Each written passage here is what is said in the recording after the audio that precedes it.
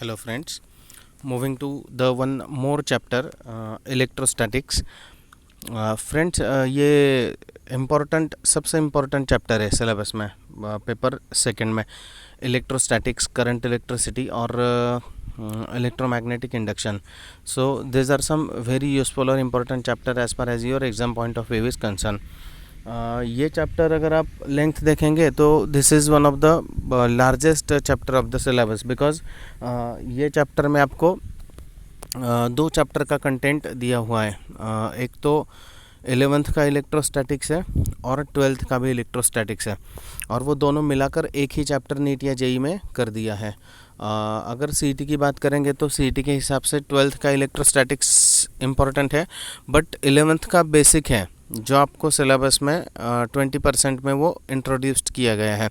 So as far as any exam is concern, NEET consider करो, JEE consider करो या CET consider करो, this is one of the important chapter for you, electrostatics. ठीक है, तो first of all what is mean by electrostatics, तो उसके नाम में ही उसका मीनिंग छुपा है.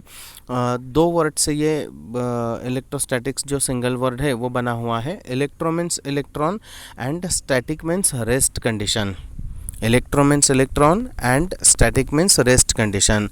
तो जब भी इलेक्ट्रॉन अगर रेस्ट कंडीशन में होगा तो उस ब्रांच को फिज़िक्स में इलेक्ट्रोस्टैटिक्स कहा जाता है. So whenever the electrons are at rest, then it forms the new branch in the physics which is called as the electrostatics. So electrostatics is nothing but the branch of physics in which we have to do the study of the electrons are at rest.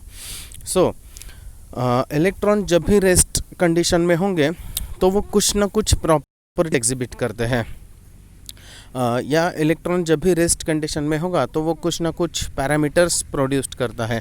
तो we just have to study all such a parameter into this article और into this chapter. Electrostatics से भी पहले friends you must know what is mean by charge actually. So charge is the very very very fundamental unit of any building block. कोई भी चीज़ अगर आप consider करेंगे तो वो चार्ज से बनी हुई है. So charge is called as the fundamental building block of any material. कोई भी चीज़ यूनिवर्स में, कोई भी चीज़ है, अगर आप उसके स्मॉलेस्ट पार्ट तक पहुंचेंगे तो आपको चार्ज ही मिलने वाला है एंड में. So this is what was about the charge. Charges के बेसिकली तीन कैटेगरीज या तीन टाइप्स हम लोग स्टडी करते हैं. The three basic charges which we know, the electron, proton and neutron. ये तीनों आप लोगों को पता हुआ है. चार्जेस का जो ओरिजिन है वो भी एक्सीडेंटल है. The charges were discovered accidentally. उसका भी एक एक्सपेरिमेंट है जो नॉर्मली रेगुलर की टीचिंग में होता है. वो आप लोग पढ़ लीजिएगा, 11वीं के 11th की बुक में आपको वो मिल जाएगा. ठीक है, तो इस चैप्टर में we have to start from coulomb's law. अब अपने को कूलम्स लॉ से शुरुआत करना है. So moving to the next slide, this is what was the coulomb's law. So coulomb's law का बेसिक स्टेटमेंट क्या है? तो coulomb's law gives the force of interaction between the charges. कोई भी चार्जेस में या चार्जेस की पेयर में कौन सा फोर्स एग्जिस्ट होता है इंटरेक्शन का, so that force is given by the coulomb's law. वो फोर्स कूलम्स लॉ ने एक्सप्लेन किया हुआ है. ठीक है, कूलम्स लॉ का बेसिक थ्योरेटिकल स्टेटमेंट आप लोगों को पता है. द फोर्स ऑफ अट्रैक्शन और repulsion between the two charges is directly proportional to the product of magnitude of the charge and inversely proportional to the square of the distance between them. Is it right? So the force of attraction or repulsion. So Coulomb's law में उसने बताया है कि दो charges में दोनों तरीके के फोर्स एग्जिस्ट होते हैं, अट्रैक्शन भी और रिपल्शन भी. So the force of attraction और repulsion between the two charges is directly proportional to the product of magnitude of the charges and inversely proportional to the square of the distance between them. अब कौन से charges में कौन सा force रहता है ये आप लोगों को पता है. If the like charges are there then they repels each other. If unlike charges are there then they attract each other. So like charges और unlike charges में कौन से forces रहते हैं वो आप लोगों को पता है. मैथमेटिकल स्टेटमेंट आपको स्क्रीन पर दिख रहा है. F is equal to 1/4πε0 Q1 Q2 divided by R square. Q1 and Q2 are the magnitude of the two charges. R is the distance of separation between the two charges. So force दो चीज़ों पर depend करता है.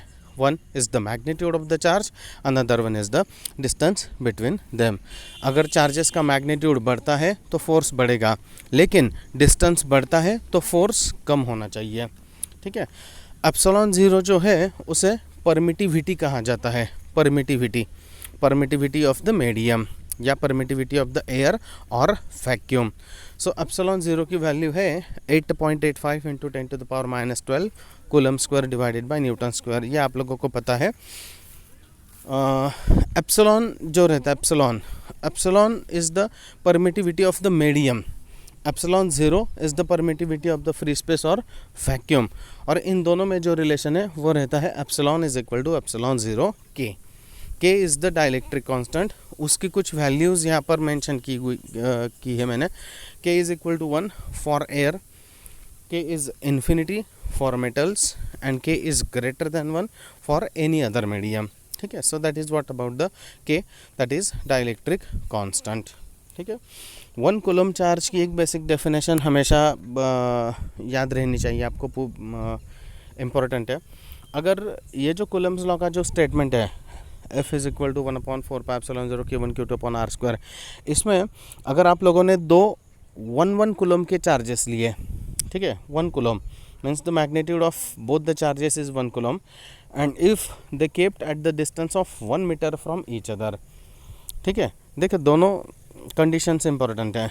Charges का magnitude 1 coulomb होना चाहिए और distance of separation between the two charges should be 1 metre.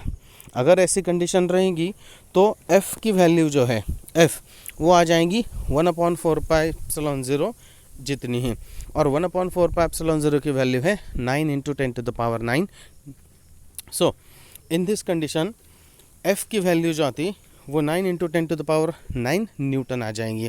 ठीक है. So this is what was the 1 coulomb. The charges are said to be of 1 coulomb when the force of interaction between them is 9 into 10⁻9 Newton. कोई भी charge 1 coulomb का हो सकता है कब? जब दो चार्जेस में फोर्स ऑफ अट्रैक्शन और repulsion F is equal to कितना होना चाहिए? 9 इंटू 10⁻9 जितना. So this is what was called as the 1 coulomb charge basically. ठीक है. So this is the first slide. Now moving to the next slide. Principle of superposition of charges, ये एक topic है आपको. Principle of superposition of charges.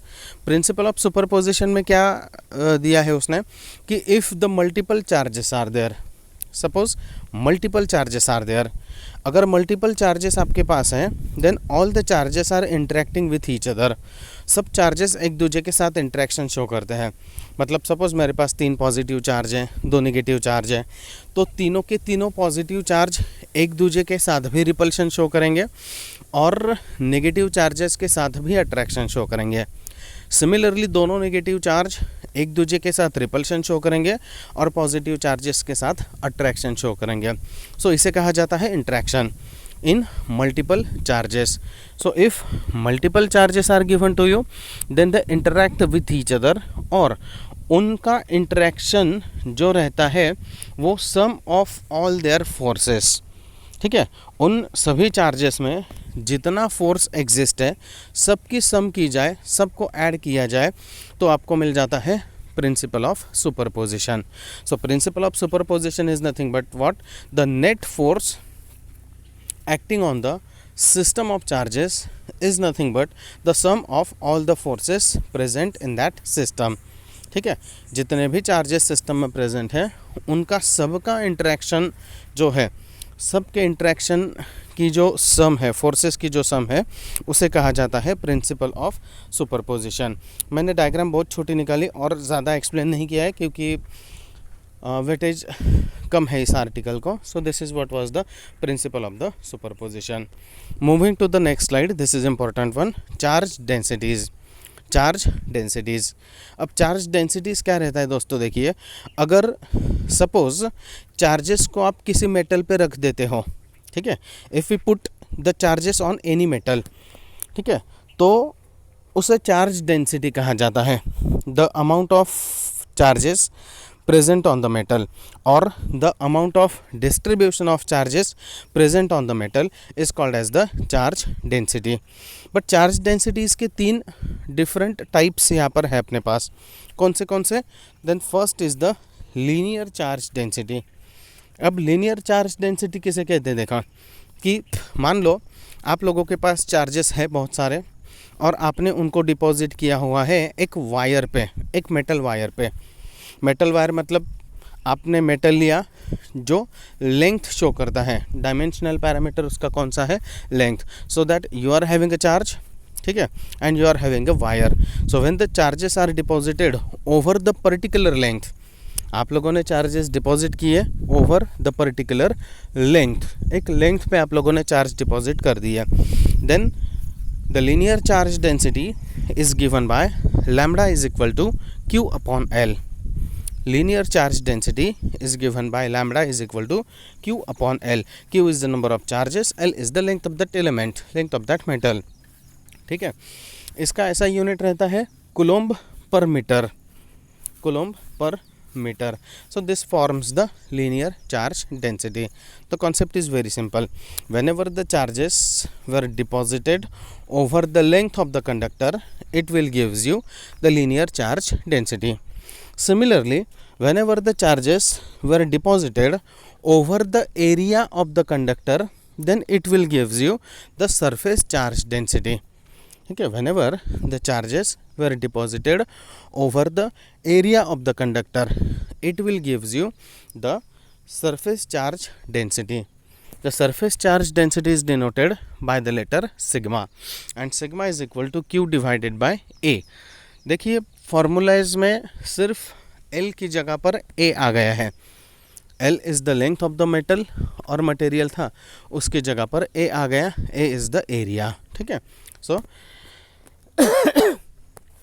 So this is called as the surface charge density. इसका ऐसा unit होता है coulomb per meter square, coulomb per meter square. ठीक है, so this is what was the surface charge density. अब उसके बाद आता है volume charge density. Volume charge density मतलब व्हाट, कि whenever the charges were deposited over the volume of the conductor. अगर आपने चार्जेस डिपॉजिट किए हैं किसी पर्टिकुलर वॉल्यूम पे, whenever the charges were deposited over the volume of the conductor, then it will be called as the volume charge density. उसे कहा जाता है volume charge density. So when the charges were deposited over the volume of the conductor. So this is what was about the 3 different types of the densities. अब तीनों densities में आप लोगों को एक चीज़ याद रखनी है, चार्जेस डिपॉजिट करने हैं लेकिन शेप ऑफ द मेटल जो है वो डिफरेंट है. लीनियर चार्ज डेंसिटी में shape of the metal is linear. Surface charge density में shape of the metal is having the area, जिससे लेंथ और ब्रेड्थ दोनों होने चाहिए. एंड वॉल्यूम चार्ज डेंसिटी में the shape of the metal is in the form of the cube और volume, जिससे length भी होनी चाहिए, ब्रेड्थ भी होनी चाहिए और हाइट भी होनी चाहिए. ठीक है, so this is what was about the different types of the charge densities. ठीक है, ये 12th में ये पैरामीटर्स लगते हैं अपने को स्टडी करते टाइम. कुछ आर्टिकल्स है जिसमें सरफेस चार्ज डेंसिटी जो है वो नेसेसरी है 12th के हिसाब से. ठीक है, so moving to the next slide. Electric field, one of the very simple concept. Electric field, electric field की डेफिनेशन क्या है? The space surrounding to any charge. Simple definition है, the space surrounding to any charge. किसी भी charge के इर्द गिर्द की जो जगह होती है, स्पेस होती है, that space is called as the electric field. The space surrounding to any charge is known as electric field. ठीक है, electric field is denoted by E is equal to F upon Q0, F divided by Q0. इसका dimension भी मैंने bracket में mention कर दिया है, देख लीजिएगा. इलेक्ट्रिक फील्ड के बाद डेफिनेशन आती है इलेक्ट्रिक फील्ड इंटेंसिटी के. Electric field intensity is the simple. Electric field intensity E is denoted by 1/4 pi epsilon 0 Q upon R square. Formula simple है, क्या है देख लीजिए. E is equal to 1/4πε0 Q/r²। अब अगर आप लोग देखेंगे कि ये जो फार्मूला है इलेक्ट्रिक फील्ड इंटेंसिटी का और कूलम्स लॉ का, तो उसमें सिर्फ एक ही चेंज है। कूलम्स लॉ में 2 चार्जेस हैं और इलेक्ट्रिक फील्ड इंटेंसिटी में सिंगल चार्ज है। That is only the difference here. ठीक है, so this is the electric field intensity. और in more easy word, electric field intensity मतलब क्या कि it is the magnitude of electric field at a particular space, at a particular point. किसी भी एक particular point पे electric field का जो मैग्नीट्यूड होता है उसे इलेक्ट्रिक फील्ड इंटेंसिटी कहा जाता है। ठीक है, अब ये जो इलेक्ट्रिक फील्ड इंटेंसिटी है, इसकी वजह से जो फील्ड तैयार होती है उसे कहा जाता है इलेक्ट्रिक फील्ड।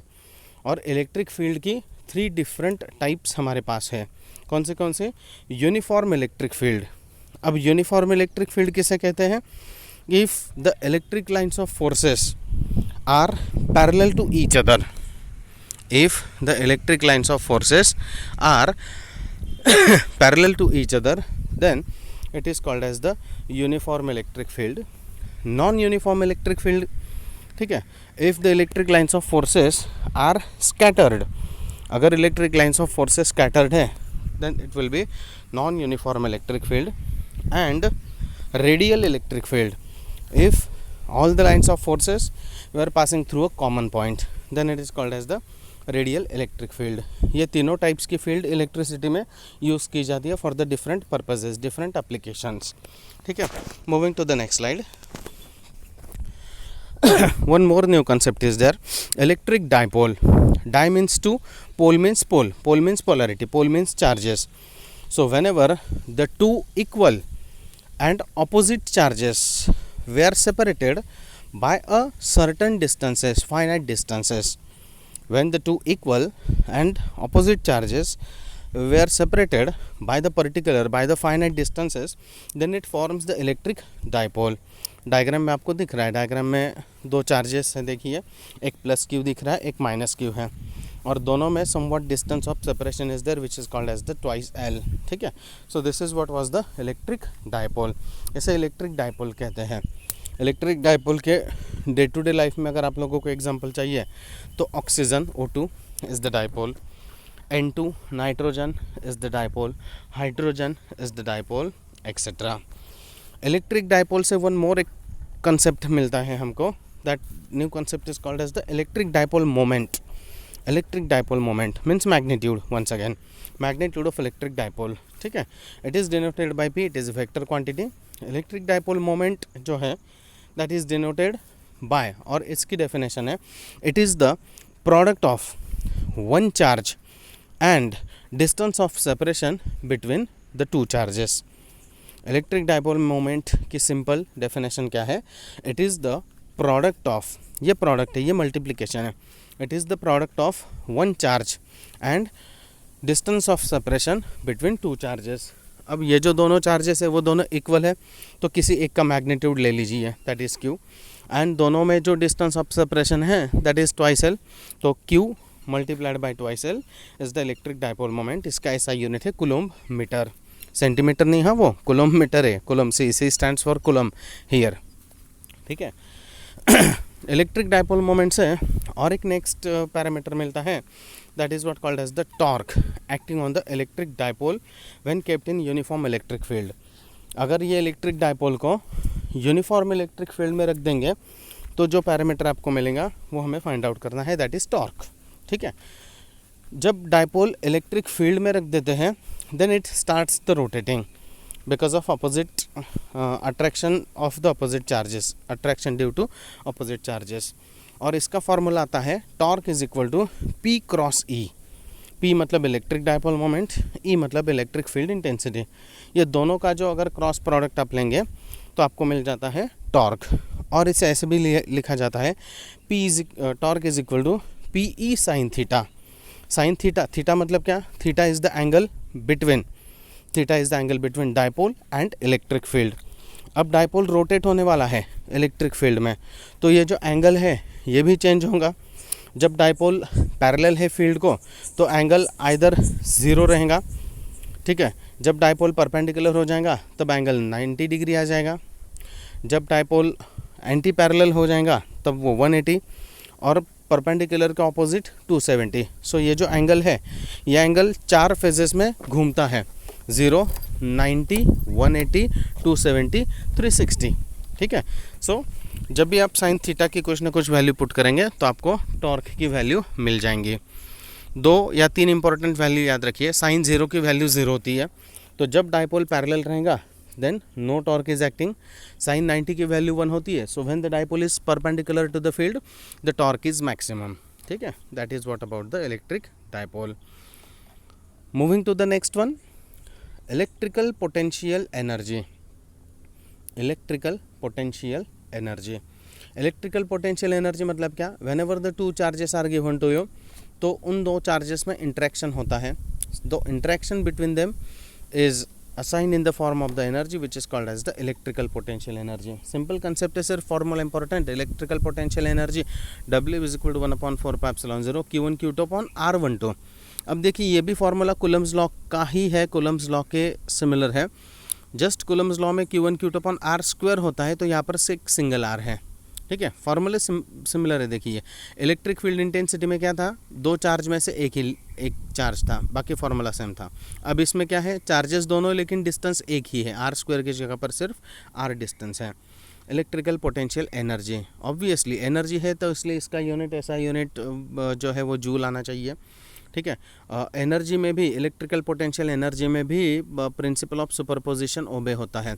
अगर एक जगह पर मान लो 10 चार्जेस है तो all the charges were interacting with each other so that the total potential energy goes on increases. That was denoted by U is equal to W1 plus W2 plus W3 and so on. Electric potential, potential तो important concept है। Potential आप लोगों को बहुत सारे 11th और 12th के बच्चों को भी पोटेंशियल कंसेप्ट समझ में नहीं आता है जल्दी। पोटेंशियल किसे कहते हैं? देखिए अगर मान लो किसी भी एक जगह पर अगर चार्जेस का एक्यूमुलेशन होता है, चार्जेस का डिपोजिशन होता है, ठीक है, तो उसे पोटेंशियल कहा जाता है। सिंपली इन सिंपल लैंग्वेज, अगर किसी भी एक जगह पर मान लो अगर चार्जेस डिपॉजिट होना शुरू हो जाए, ठीक है, then it is the potential, it is nothing but the potential. But measure कैसे करते हैं? तो मेजर करने के लिए we have to take some another point कि जिसकी रेफरेंस में हम लोग उस पॉइंट के चार्जेस कैलकुलेट करने वाले हैं। मतलब मान लो आप लोगों के पास 2 पॉइंट है A और B, और कोई एक बंदा, कोई एक पर्टिकुलर इंसान चार्जेस ला रहा है और A पॉइंट पर डिपॉजिट कर रहा है, ठीक है, B पर लाने वाला कोई नहीं है। तो आफ्टर सम टाइम क्या हो जाएगा, A पॉइंट पर चार्जेस बहुत ज़्यादा हो जाएंगे, B पॉइंट पर चार्जेस 0 रहेंगे। तो हम लोगों के पास अब कंपैरिजन है, the charges at point A are much greater as compared with the point B जहाँ पर चार्जेस 0 है, ठीक है। तो A पॉइंट पर जो भी चार्जेस है उसकी वजह से A पॉइंट का जो पोटेंशियल है, A पॉइंट की जो कैपेसिटी है वो बढ़ जाती है, उसे पोटेंशियल कहा जाता है, पोटेंशियल कहा जाता है, ठीक है। So potential is a very simple concept, very very simple concept. Potential, electric potential is denoted by V is equal to 1/4πε0 Q upon R। आप लोग वो 11th या 9th या 10th वाली डेफिनेशन में मत जाइए इस बार। 11th, 9th, 10th में जो डेफिनेशन है इलेक्ट्रिक पोटेंशियल की वो कौन सी होती है? वो the amount of work done required to bring the unit positive charge from infinity to given point and so and so and so, ठीक है। इतना ही याद रखिएगा, किसी एक पर्टिकुलर पॉइंट पर अगर दूसरी पॉइंट के कंपैरिजन में अगर चार्जेस का लेवल, चार्जेस का मैग्नीट्यूड, चार्जेस का कंटेंट अगर ज़्यादा होता है तो उसे इलेक्ट्रिक पोटेंशियल कहा जाता है। इसका ऐसा यूनिट वोल्ट होता है, ठीक है। So this is what was about the potential. अब इस फॉर्मूला को भी आप कंपेयर कीजिएगा कूलम्स लॉ में। कूलम्स लॉ में 2 चार्जेस थे और डिस्टेंस का स्क्वायर था। इसमें एक ही चार्ज है और स्क्वायर ऑफ द डिस्टेंस घटकर सिर्फ डिस्टेंस रह गया है, ठीक है। तो ये आपको याद रखने में ज़रा इजी होगा। Moving to the next slide, in fact last slide, electric potential due to dipole. Dipole की वजह से अगर इलेक्ट्रिक पोटेंशियल होगा तो वो क्या होना चाहिए? V is equal to P cos θ upon 4πε0 R²। ये फार्मूला कुछ ज़्यादा इंपॉर्टेंट है नहीं, सिर्फ था सिलेबस में, मिस नहीं होना चाहिए इसलिए लिखा है वहाँ पर। Electric potential due to multiple charges क्या होना चाहिए? सिमिलरली सुपरपोजिशन की तरह sum of the charges V is equal to V1 plus V2 plus V3। मतलब मान लो अगर एक जगह पर 15-20 चार्जेस प्रेजेंट है तो पोटेंशियल होना चाहिए कितना होना चाहिए, sum of all the potentials V1 V2 V3 V4 सबकी पोटेंशियल। और एक लास्ट फार्मूला है E is equal to dV/dx। E मतलब electric intensity is equal to dV/dx, इसे कहा जाता है पोटेंशियल ग्रेडियंट, मतलब आइदर लॉस इन पोटेंशियल और गेन इन पोटेंशियल, dV/dx। ठीक है, सो E is equal to dV/dx। This is what was about the chapter electrostatics of 11th only। ठीक है दोस्तों, ये सिर्फ 11th का इलेक्ट्रोस्टैटिक्स है। कुछ देर बाद मैं 12th का भी इलेक्ट्रोस्टैटिक्स अपलोड करूँगा। ठीक है, दैट्स इट।